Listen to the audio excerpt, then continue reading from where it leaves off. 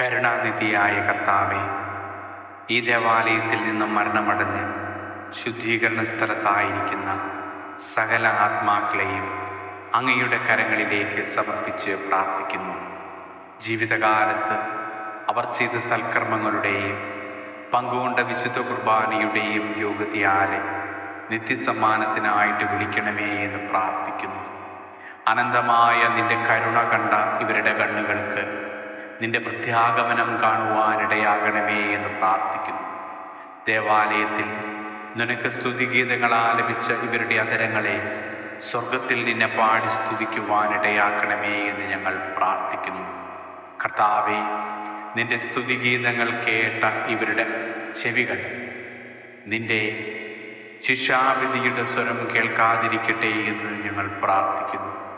ഈ ദേവാലയത്തിൽ ശുശ്രൂഷ ചെയ്ത് കടന്നുപോയ വൈദികരുടെയും സന്യസ്തരുടെയും ആത്മാക്കൾ ശുദ്ധീകരണ സ്ഥലത്തുണ്ടെങ്കിൽ കർത്താവെ, അവരെയും നിത്യസമ്മാനത്തിനായിട്ട് തിരഞ്ഞെടുക്കണമേ എന്ന് പ്രാർത്ഥിക്കുന്നു. അവരുടെ നിരവധിയായ പാപങ്ങളുടെ മേൽ നീ കരുണ തോന്നി അവയിൽ നിന്നെ മുഖം തിരിക്കണമേ എന്ന് അങ്ങയോട് ഞങ്ങൾ പ്രാർത്ഥിക്കുന്നു. കർത്താവ് തൻ്റെ വിധി വിളംബരം ചെയ്യുന്നു. ഈശോനാഥൻ ചൊല്ലുന്നു, ഞാനല്ലോ പുനരുത്ഥാനം, ഞാൻ തന്നെ നിത്യായുസ്സും. എന്നിൽ ദൃഢമാം വിശ്വാസം ചേർപ്പോനിവിടെ മരിച്ചാലും നൽകും ഞാനവനുത്ഥാനം.